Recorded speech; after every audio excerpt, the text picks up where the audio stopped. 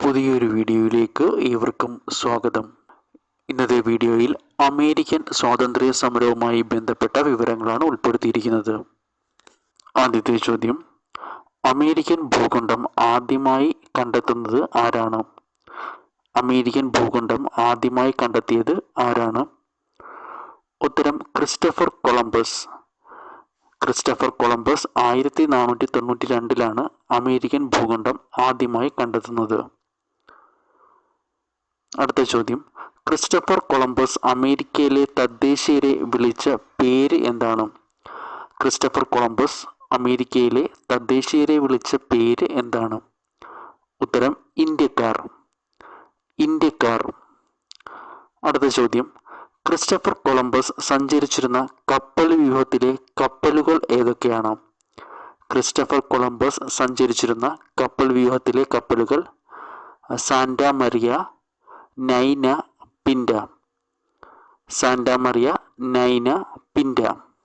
അടുത്ത ചോദ്യം, അമേരിക്കയിലെ തദ്ദേശീയ നിവാസികൾ ഏത് പേരിലാണ് അറിയപ്പെടുന്നത്? അമേരിക്കയിലെ തദ്ദേശീയ നിവാസികൾ ഏത് പേരിലാണ് അറിയപ്പെടുന്നത്? ഉത്തരം റെഡ് ഇന്ത്യൻസ്. Red Indians. അടുത്ത ചോദ്യം, ബ്രിട്ടനിൽ നിന്നും അമേരിക്കയിലേക്ക് കുടിയേറി പാർത്തവരെ അറിയപ്പെടുന്ന പേരെന്താണ്? ബ്രിട്ടനിൽ നിന്നും അമേരിക്കയിലേക്ക് കുടിയേറി പാർത്തവരെ അറിയപ്പെടുന്ന പേരെന്താണ്? ഉത്തരം തീർത്ഥാടക പിതാക്കൾ. തീർത്ഥാടക പിതാക്കൾ. അടുത്ത ചോദ്യം, പിൽഗ്രിം ഫാദേഴ്സ് അഥവാ തീർത്ഥാടക പിതാക്കൾ എത്തിച്ചേർന്ന കപ്പൽ അറിയപ്പെടുന്ന പേര്? പിൽഗ്രിം ഫാദേഴ്സ് അഥവാ തീർത്ഥാടക പിതാക്കൾ അമേരിക്കയിൽ എത്തിച്ചേർന്ന കപ്പൽ അറിയപ്പെടുന്ന പേര്? ഉത്തരം മേഫ്ലവർ. മേഫ്ലവർ. അടുത്ത ചോദ്യം, യൂറോപ്പിൽ നിന്ന് വടക്കേ അമേരിക്കയിലേക്ക് കുടിയേറിയവരുടെ ലക്ഷ്യം എന്തായിരുന്നു? യൂറോപ്പിൽ നിന്ന് വടക്കേ അമേരിക്കയിലേക്ക് കുടിയേറിയവരുടെ ലക്ഷ്യം എന്തായിരുന്നു? വടക്കേ അമേരിക്കയിലെ വിഭവങ്ങൾ കൈയടക്കുക എന്നതായിരുന്നു അവരുടെ ലക്ഷ്യം. വടക്കേ അമേരിക്കയിലെ വിഭവങ്ങൾ കൈയടക്കുക എന്നതായിരുന്നു അവരുടെ ലക്ഷ്യം. അടുത്ത ചോദ്യം, യൂറോപ്യന്മാർ വടക്കേ അമേരിക്കയിൽ എത്ര കോളനികളാണ് സ്ഥാപിച്ചത്? യൂറോപ്യന്മാർ വടക്കേ അമേരിക്കയിൽ എത്ര കോളനികളാണ് സ്ഥാപിച്ചത്? ഉത്തരം 13. 13 കോളനികളാണ് യൂറോപ്യന്മാർ വടക്കേ അമേരിക്കയിൽ സ്ഥാപിച്ചത്. അടുത്ത ചോദ്യം, മാതൃരാജ്യമായ ഇംഗ്ലണ്ടിന്റെ സഹായത്താൽ കച്ചവടക്കാർ അമേരിക്കൻ കോളനികളിൽ നടപ്പാക്കിയ വാണിജ്യ നയം ഏത് പേരിലാണ് അറിയപ്പെടുന്നത്? മാതൃരാജ്യമായ ഇംഗ്ലണ്ടിന്റെ സഹായത്താൽ കച്ചവടക്കാർ അമേരിക്കൻ കോളനികളിൽ നടപ്പാക്കിയ വാണിജ്യ നയം ഏത് പേരിൽ അറിയപ്പെടുന്നു? ഉത്തരം മെർക്കന്റിലിസം. മെർക്കന്റിലിസം. പ്രധാന മെർക്കന്റിലിസ്റ്റ് നയങ്ങളാണ് ഈ ടേബിളിൽ കൊടുത്തിരിക്കുന്നത്. ഏതൊക്കെയാണെന്ന് നോക്കാം. ആദ്യത്തേത്, കോളനികളിൽ നിന്നോ കോളനികളിലേക്കോ സാധനങ്ങൾ കൊണ്ടുപോകുന്നത് ഇംഗ്ലീഷ് കപ്പലുകളിലോ കോളനികളിൽ നിർമ്മിച്ച കപ്പലുകളിലോ മാത്രമായിരിക്കണം. കോളനികളിൽ നിന്നോ കോളനിയിലേക്കോ സാധനങ്ങൾ കൊണ്ടുപോകുന്നത് ഇംഗ്ലീഷ് കപ്പലുകളിലോ കോളനിയിൽ നിർമ്മിച്ച കപ്പലുകളിലോ മാത്രമായിരിക്കണം. കോളനികളിലെ നിയമപരമായ പ്രമാണങ്ങൾ, വർത്തമാന പത്രങ്ങൾ, ലഘുലേഖകൾ, ലൈസൻസുകൾ തുടങ്ങിയവയിലെല്ലാം ഇംഗ്ലണ്ടിന്റെ മുദ്ര പതിക്കണം. കോളനികളിലെ നിയമപരമായ പ്രമാണങ്ങൾ, വർത്തമാന പത്രങ്ങൾ, ലഘുലേഖകൾ, ലൈസൻസുകൾ തുടങ്ങിയവയിലെല്ലാം ഇംഗ്ലണ്ടിന്റെ മുദ്ര പതിക്കണം. കോളനികളിൽ ഉൽപ്പാദിപ്പിച്ചിരുന്ന പഞ്ചസാര, കമ്പിളി, പരുത്തി, പുകയില തുടങ്ങിയവ ഇംഗ്ലണ്ടിലേക്ക് മാത്രമേ കയറ്റി അയക്കാവൂ. മൂന്നാമത്തത്, കോളനികളിൽ ഉൽപ്പാദിപ്പിച്ചിരുന്ന പഞ്ചസാര, കമ്പിളി, പരുത്തി, പുകയില തുടങ്ങിയവ ഇംഗ്ലണ്ടിലേക്ക് മാത്രമേ കയറ്റി അയക്കാവൂ.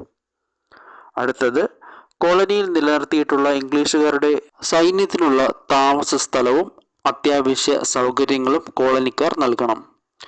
കോളനിയിൽ നിലനിർത്തിയിട്ടുള്ള ഇംഗ്ലീഷുകാരുടെ സൈന്യത്തിനുള്ള താമസ സ്ഥലവും അത്യാവശ്യ സൗകര്യങ്ങളും കോളനിക്കാർ നൽകണം.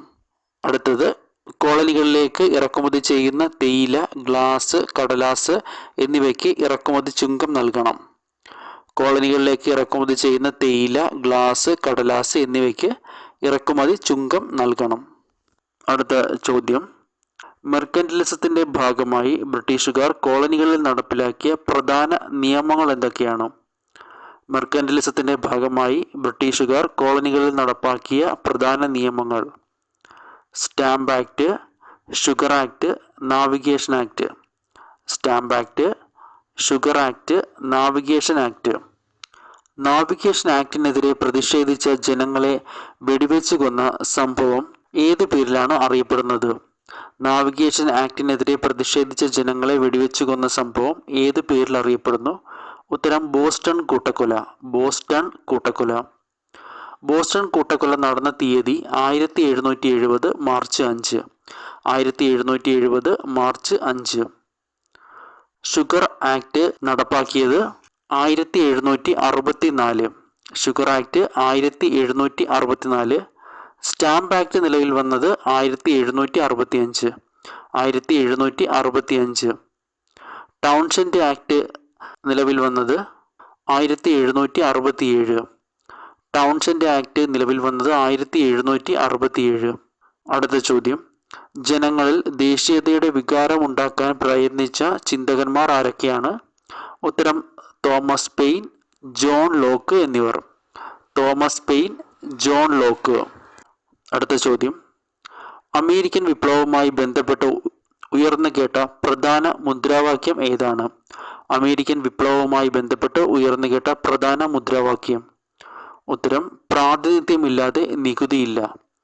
പ്രാതിനിധ്യമില്ലാതെ നികുതിയില്ല. അടുത്ത ചോദ്യം, പ്രാതിനിധ്യമില്ലാതെ നികുതിയില്ല എന്ന മുദ്രാവാക്യത്തിന്റെ ശില്പി. പ്രാതിനിധ്യമില്ലാതെ നികുതിയില്ല എന്ന മുദ്രാവാക്യത്തിന്റെ ശില്പി. ഉത്തരം ജെയിംസ് ഓട്ടിസ്. James Otis. അടുത്ത ചോദ്യം, സപ്തവത്സര യുദ്ധത്തിൽ ഏറ്റുമുട്ടിയ രാജ്യങ്ങൾ ഏതൊക്കെയാണ്? സപ്തവത്സര യുദ്ധത്തിൽ ഏറ്റുമുട്ടിയ രാജ്യങ്ങൾ ബ്രിട്ടനും ഫ്രാൻസും. ബ്രിട്ടനും ഫ്രാൻസുമാണ് സപ്തവത്സര യുദ്ധത്തിൽ ഏറ്റുമുട്ടിയ രാജ്യങ്ങൾ. അടുത്ത ചോദ്യം, ബോസ്റ്റൺ ടീ പാർട്ടി ഏത് വിപ്ലവവുമായി ബന്ധപ്പെട്ടിരിക്കുന്നു? ബോസ്റ്റൺ ടീ പാർട്ടി ഏത് വിപ്ലവവുമായി ബന്ധപ്പെട്ടിരിക്കുന്നു? ഉത്തരം അമേരിക്കൻ വിപ്ലവം. അമേരിക്കൻ വിപ്ലവം. ബോസ്റ്റൺ ടീ പാർട്ടി നടന്ന വർഷം 1773 ഡിസംബർ 16. ബോസ്റ്റൺ ടീ പാർട്ടി നടന്ന വർഷം 1773 ഡിസംബർ 16. ബോസ്റ്റൺ ടീ പാർട്ടി എന്താണെന്ന് നോക്കാം. ഇംഗ്ലീഷ് ഗവൺമെൻറ് തേയിലയുടെ മേൽ ഉയർന്ന നികുതി ചുമത്തിയതിനെതിരായി അമേരിക്കയിൽ ശക്തമായ പ്രതിഷേധം ഉയർന്നു വന്നു.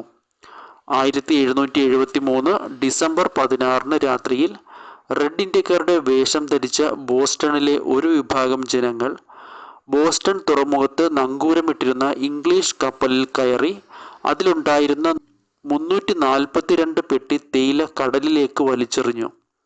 ഇത് ബോസ്റ്റൺ ടീ പാർട്ടി എന്നറിയപ്പെടുന്നു. ഒന്നുകൂടി പറയാം. ഇംഗ്ലീഷ് ഗവൺമെൻറ് തേയിലയുടെ മേൽ ഉയർന്ന നികുതി ചുമത്തിയതിനെതിരായി അമേരിക്കയിൽ ശക്തമായ പ്രതിഷേധം ഉയർന്നു വന്നു. 1773 ഡിസംബർ 16 രാത്രിയിൽ റെഡ് ഇന്ത്യക്കാരുടെ വേഷം ധരിച്ച ബോസ്റ്റണിലെ ഒരു വിഭാഗം ജനങ്ങൾ ബോസ്റ്റൺ തുറമുഖത്ത് നങ്കൂരമിട്ടിരുന്ന ഇംഗ്ലീഷ് കപ്പലിൽ കയറി അതിലുണ്ടായിരുന്ന 342 പെട്ടി തേയില കടലിലേക്ക് വലിച്ചെറിഞ്ഞു.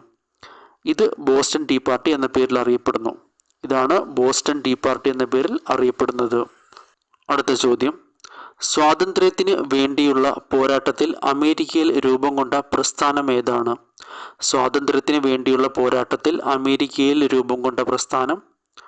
ഉത്തരം സ്വാതന്ത്ര്യത്തിൻ്റെ മക്കൾ അഥവാ സൺസ് ഓഫ് ലിബർട്ടി. സ്വാതന്ത്ര്യത്തിൻ്റെ മക്കൾ അഥവാ സൺസ് ഓഫ് ലിബർട്ടി. അടുത്ത ചോദ്യം, സൺസ് ഓഫ് ലിബർട്ടി സ്ഥാപിച്ചത് ആരാണ്?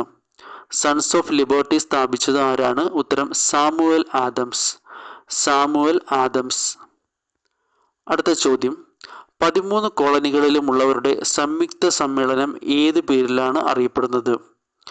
13 കോളനികളിലും ഉള്ളവരുടെ സംയുക്ത സമ്മേളനം ഏത് പേരിൽ അറിയപ്പെടുന്നു? ഉത്തരം കോണ്ടിനെൻ്റൽ കോൺഗ്രസ്. കോണ്ടിനെൻ്റൽ കോൺഗ്രസ്. അടുത്ത ചോദ്യം, ഒന്നാം കോണ്ടിനെൻ്റൽ കോൺഗ്രസ് നടന്ന സ്ഥലം. ഒന്നാം കോണ്ടിനെൻ്റൽ കോൺഗ്രസ് നടന്ന സ്ഥലം. ഉത്തരം ഫിലാഡൽഫിയ. ഒന്നാം കോണ്ടിനെൻ്റൽ കോൺഗ്രസ് നടന്ന സ്ഥലം ഫിലാഡൽഫിയ. അടുത്ത ചോദ്യം, ഒന്നാം കോണ്ടിനെൻ്റൽ കോൺഗ്രസ് നടന്ന വർഷം 1774. ഒന്നാം കോണ്ടിനെൻ്റൽ കോൺഗ്രസ് നടന്ന വർഷം 1774. അടുത്ത ചോദ്യം, ഒന്നാം കോണ്ടിനെൻ്റൽ കോൺഗ്രസിൽ നിന്ന് വിട്ടുനിന്ന കോളനി ഏതാണ്? ഒന്നാം കോണ്ടിനെൻ്റൽ കോൺഗ്രസിൽ നിന്ന് വിട്ടുനിന്ന കോളനി. ഉത്തരം ജോർജിയ. ഉത്തരം ജോർജിയ. അടുത്ത ചോദ്യം, ഒന്നാം കോണ്ടിനെന്റൽ കോൺഗ്രസിന് ശേഷം സമർപ്പിക്കപ്പെട്ട നിരവധി നിവേദനങ്ങളുടെ കൂട്ടായ്മ ഏത് പേരിൽ അറിയപ്പെടുന്നു? ഒന്നാം കോണ്ടിനെന്റൽ കോൺഗ്രസിന് ശേഷം സമർപ്പിക്കപ്പെട്ട നിരവധി നിവേദനങ്ങളുടെ കൂട്ടായ്മ ഏത് പേരിലാണ് അറിയപ്പെടുന്നത്? ഉത്തരം declaration of rights and grievances. Declaration of rights and grievances. അടുത്ത ചോദ്യം, രണ്ടാം കോണ്ടിനെന്റൽ കോൺഗ്രസ് സമ്മേളനം നടന്ന വർഷം 1775. രണ്ടാം കോണ്ടിനെന്റൽ കോൺഗ്രസ് നടന്ന വർഷം 1775. അടുത്ത ചോദ്യം, കോണ്ടിനെന്റൽ കോൺഗ്രസിന്റെ നേതൃത്വത്തിൽ 1775 ഫിലാഡൽഫിയയിൽ ചേർന്ന സമ്മേളനത്തിൽ സൈന്യത്തിന്റെ തലവനായി തിരഞ്ഞെടുത്തത് ആരെയാണ്? കോണ്ടിനെന്റൽ കോൺഗ്രസിന്റെ നേതൃത്വത്തിൽ 1775 ഫിലാഡൽഫിയയിൽ വെച്ച് നടന്ന സമ്മേളനത്തിൽ സൈന്യത്തിന്റെ തലവനായി തിരഞ്ഞെടുക്കപ്പെട്ടത് ആരെയാണ്? ഉത്തരം ജോർജ് വാഷിംഗ്ടൺ. ഉത്തരം ജോർജ് വാഷിംഗ്ടൺ. അടുത്ത ചോദ്യം, യുദ്ധം ഒഴിവാക്കുക എന്ന ലക്ഷ്യത്തോടെ അവസാനഘട്ട നിവേദനം സമർപ്പിക്കാൻ രൂപം നൽകിയ രേഖ ഏത് പേരിൽ അറിയപ്പെടുന്നു? യുദ്ധം ഒഴിവാക്കുക എന്ന ലക്ഷ്യത്തോടെ അവസാനഘട്ട നിവേദനം സമർപ്പിക്കാൻ രൂപം നൽകിയ രേഖ ഏത് പേരിൽ അറിയപ്പെടുന്നു? ഉത്തരം olive branch petition. Olive branch petition. Olive branch petition. Olive branch petition തയ്യാറാക്കിയത് 1775 ജൂലൈ 5. ഒലിവ് ബ്രാഞ്ച് പെറ്റീഷൻ തയ്യാറാക്കിയത് 1775 ജൂലൈ 5. അടുത്ത ചോദ്യം, അമേരിക്കൻ സ്വാതന്ത്ര്യ സമര പ്രഖ്യാപനം നടന്ന വർഷം. അമേരിക്കൻ സ്വാതന്ത്ര്യ സമര പ്രഖ്യാപനം നടന്ന വർഷം 1776 ജൂലൈ 4. 1776 ജൂലൈ 4. അടുത്ത ചോദ്യം, അമേരിക്കൻ സ്വാതന്ത്ര്യ സമര പ്രഖ്യാപനത്തിലെ ആദ്യ വരി എന്താണ്? അമേരിക്കൻ സ്വാതന്ത്ര്യ സമര പ്രഖ്യാപനത്തിലെ ആദ്യ വരി. ഉത്തരം എല്ലാ മനുഷ്യരെയും ദൈവം തുല്യമായാണ് സൃഷ്ടിച്ചിരിക്കുന്നത്. എല്ലാ മനുഷ്യരെയും ദൈവം തുല്യമായാണ് സൃഷ്ടിച്ചിരിക്കുന്നത്. അടുത്ത ചോദ്യം, ബ്രിട്ടൻ അമേരിക്കയിലെ 13 കോളനികളുടെയും സ്വാതന്ത്ര്യം അംഗീകരിച്ച ഉടമ്പടി ഏത് പേരിൽ അറിയപ്പെടുന്നു? ബ്രിട്ടൻ അമേരിക്കയിലെ 13 കോളനികളുടെയും സ്വാതന്ത്ര്യം അംഗീകരിച്ച ഉടമ്പടി ഏത് പേരിൽ അറിയപ്പെടുന്നു? ഉത്തരം പാരീസ് ഉടമ്പടി. പാരീസ് ഉടമ്പടി. അടുത്ത ചോദ്യം, പാരീസ് ഉടമ്പടി ഒപ്പിട്ട വർഷം ഏത്? പാരീസ് ഉടമ്പടി ഒപ്പിട്ട വർഷം 1783. 1783. അടുത്ത ചോദ്യം, പാരീസ് ഉടമ്പടി ഒപ്പിടുമ്പോൾ ഫ്രാൻസിന്റെ ഭരണാധികാരി ആരായിരുന്നു? പാരീസ് ഉടമ്പടി ഒപ്പിടുമ്പോൾ ഫ്രാൻസിന്റെ ഭരണാധികാരി ആരായിരുന്നു? ഉത്തരം ലൂയി 16. ലൂയി 16. അടുത്ത ചോദ്യം, അമേരിക്കൻ സ്വാതന്ത്ര്യ സമരം നടക്കുമ്പോൾ ഇംഗ്ലണ്ടിലെ രാജാവ്. അമേരിക്കൻ സ്വാതന്ത്ര്യ സമരം നടക്കുമ്പോൾ ഇംഗ്ലണ്ടിലെ രാജാവ്. ഉത്തരം ജോർജ് 3. ജോർജ് 3. അടുത്ത ചോദ്യം, അമേരിക്കയിൽ ആദ്യ ഭരണഘടനാ സമ്മേളനം നടന്ന വർഷം 1787 ഫിലാഡൽഫിയയിൽ വച്ച്. അമേരിക്കയിൽ ആദ്യ ഭരണഘടനാ സമ്മേളനം നടന്ന വർഷം 1787 ഫിലാഡൽഫിയയിൽ വച്ച്. അടുത്ത ചോദ്യം, ഫിലാഡൽഫിയയിൽ വച്ച് അമേരിക്കൻ ഭരണഘടന ഒപ്പിട്ട തീയതി. ഫിലാഡൽഫിയയിൽ വച്ച് അമേരിക്കൻ ഭരണഘടന ഒപ്പിട്ട തീയതി 1787 സെപ്റ്റംബർ 17. 1787 സെപ്റ്റംബർ 17. അടുത്ത ചോദ്യം, അമേരിക്കൻ ഭരണഘടനാ ദിനം എന്ന്? അമേരിക്കൻ ഭരണഘടനാ ദിനം എന്ന്? ഉത്തരം സെപ്റ്റംബർ 17. സെപ്റ്റംബർ 17. അടുത്ത ചോദ്യം, മനുഷ്യന് ചില അവകാശങ്ങൾ ഉണ്ട്, അതിനെ ഹനിക്കുവാൻ ഒരു ഭരണകൂടത്തിനും സാധ്യമല്ല എന്ന ഉദ്ധരണി ആരുടേതാണ്? മനുഷ്യന് ചില അവകാശങ്ങളുണ്ട്, അതിനെ ഹനിക്കുവാൻ ഒരു ഭരണകൂടത്തിനും സാധ്യമല്ല എന്ന ഉദ്ധരണി ആരുടേതാണ്? ഉത്തരം ജോൺ ലോക്ക്. John Locke. അടുത്ത ചോദ്യം, അമേരിക്കൻ വിപ്ലവവുമായി ബന്ധപ്പെട്ട കോമൺ സെൻസ് എന്ന ലഘുലേഖ ആരുടേതാണ്? അമേരിക്കൻ വിപ്ലവവുമായി ബന്ധപ്പെട്ട കോമൺ സെൻസ് എന്ന ലഘുലേഖ ആരുടേതാണ്? ഉത്തരം തോമസ് പെയിൻ. Thomas pain. അടുത്ത ചോദ്യം, ഏതെങ്കിലും വിദേശ ശക്തിക്ക് ഈ വൻകര ദീർഘകാലം കീഴടങ്ങി കഴിയുമെന്നത് യുക്തിക്ക് നിരക്കുന്നതല്ല. ഏതെങ്കിലും വിദേശ ശക്തിക്ക് ഈ വൻകര ദീർഘകാലം കീഴടങ്ങി കഴിയണമെന്നത് യുക്തിക്ക് നിരക്കുന്നതല്ല എന്ന ഉദ്ധരണി ആരുടേത്? ഏതെങ്കിലും വിദേശ ശക്തിക്ക് ഈ വൻകര ദീർഘകാലം കീഴടങ്ങി കഴിയുമെന്നത് യുക്തിക്ക് നിരക്കുന്നതല്ല എന്ന ഉദ്ധരണി ആരുടേത്? ഉത്തരം തോമസ് പെയിൻ. Thomas pain. അടുത്ത ചോദ്യം, യുദ്ധം ആരംഭിക്കുന്നതിന് മുൻപേ വിപ്ലവം നടപ്പായി കഴിഞ്ഞിരുന്നു. യുദ്ധം ആരംഭിക്കുന്നതിന് മുൻപേ വിപ്ലവം നടപ്പായി കഴിഞ്ഞിരുന്നു.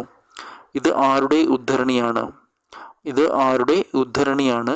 ഉത്തരം ജോൺ ആദംസ്. John Adams. അടുത്ത ചോദ്യം, അമേരിക്കയുടെ ആദ്യ പ്രസിഡന്റ് ആരാണ്? അമേരിക്കയുടെ ആദ്യ പ്രസിഡന്റ്. ഉത്തരം ജോർജ് വാഷിംഗ്ടൺ. അമേരിക്കയുടെ ആദ്യ പ്രസിഡന്റ് ജോർജ് വാഷിംഗ്ടൺ. അടുത്ത ചോദ്യം, അമേരിക്കൻ ഐക്യനാടുകളുടെ രാഷ്ട്രപിതാവ് എന്നറിയപ്പെടുന്നത് ആരെയാണ്? അമേരിക്കൻ ഐക്യനാടുകളുടെ രാഷ്ട്രപിതാവ് എന്നറിയപ്പെടുന്നത് ആരെയാണ്? ഉത്തരം ജോർജ് വാഷിംഗ്ടൺ. ജോർജ് വാഷിംഗ്ടണിനെയാണ് അമേരിക്കൻ ഐക്യനാടുകളുടെ രാഷ്ട്രപിതാവ് എന്നറിയപ്പെടുന്നത്. അമേരിക്കൻ ഭരണഘടനയുടെ പിതാവ് ആരാണ്? അമേരിക്കൻ ഭരണഘടനയുടെ പിതാവ് ജെയിംസ് മാഡിസൺ. James Madison. അടുത്ത ചോദ്യം, അമേരിക്കയിലെ ദേശീയ സ്വാതന്ത്ര്യ സമരത്തിൻ്റെ പിതാവ്.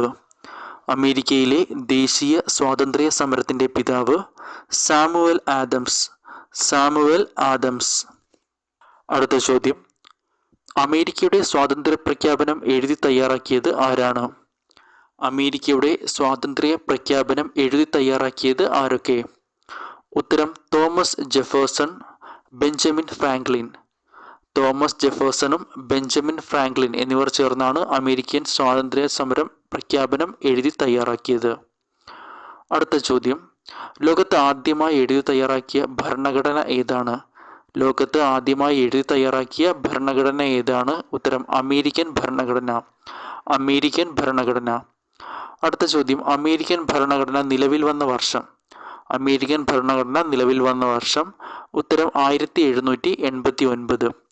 1789. അടുത്ത ചോദ്യം, അമേരിക്കയുടെ 16ാമത്തെ പ്രസിഡന്റ് ആരാണ്? അമേരിക്കയുടെ 16ാമത്തെ പ്രസിഡന്റ്. ഉത്തരം എബ്രഹാം ലിങ്കൺ. എബ്രഹാം ലിങ്കൺ ആണ് അമേരിക്കയുടെ 16ാമത്തെ പ്രസിഡന്റ്. ഗെറ്റിസ്ബർഗ് പ്രസംഗം ഏത് അമേരിക്കൻ പ്രസിഡന്റുമായി ബന്ധപ്പെട്ടിരിക്കുന്നു?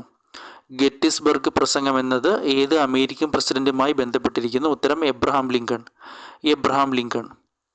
അടുത്ത ചോദ്യം, എബ്രഹാം ലിങ്കൺ അടിമത്തം അവസാനിപ്പിച്ചത് എന്നാണ്? എബ്രഹാം ലിങ്കൺ അടിമത്തം അവസാനിപ്പിച്ചത് എന്ന്? ഉത്തരം 1863 ജനുവരി 1. 1863 ജനുവരി 1 എബ്രഹാം ലിങ്കൺ അടിമത്തം അവസാനിപ്പിച്ചത്. അടുത്ത ചോദ്യം, കൊല്ലപ്പെട്ട ആദ്യ അമേരിക്കൻ പ്രസിഡന്റ് ആരാണ്? കൊല്ലപ്പെട്ട ആദ്യ അമേരിക്കൻ പ്രസിഡന്റ് ആരാണ്? ഉത്തരം എബ്രഹാം ലിങ്കൺ. എബ്രഹാം ലിങ്കൺ ആണ് കൊല്ലപ്പെട്ട ആദ്യ American president. John Wilkes booth എന്ന വ്യക്തിയാണ് എബ്രഹാം ലിങ്കണെ വെടിവെച്ച് കൊന്നത്.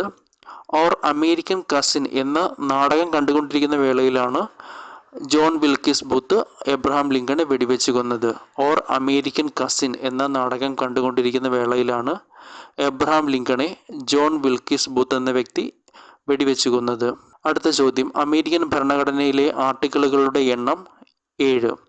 അമേരിക്കൻ ഭരണഘടനയുടെ ആർട്ടിക്കിളുകളുടെ എണ്ണം 7. അമേരിക്കൻ ഭരണഘടനയിലെ ഭേദഗതികളുടെ എണ്ണം 27. അമേരിക്കൻ ഭരണഘടനയിലെ ഭേദഗതികളുടെ എണ്ണം 27. അടുത്ത ചോദ്യം, അമേരിക്കൻ ഭരണഘടനയിലെ ഭേദഗതികളിൽ ആദ്യത്തെ 10 അറിയപ്പെടുന്ന പേര്. അമേരിക്കൻ ഭരണഘടനയിലെ ഭേദഗതികളിൽ ആദ്യത്തെ 10 അറിയപ്പെടുന്ന പേര്. ഉത്തരം bill of rights. Bill of rights.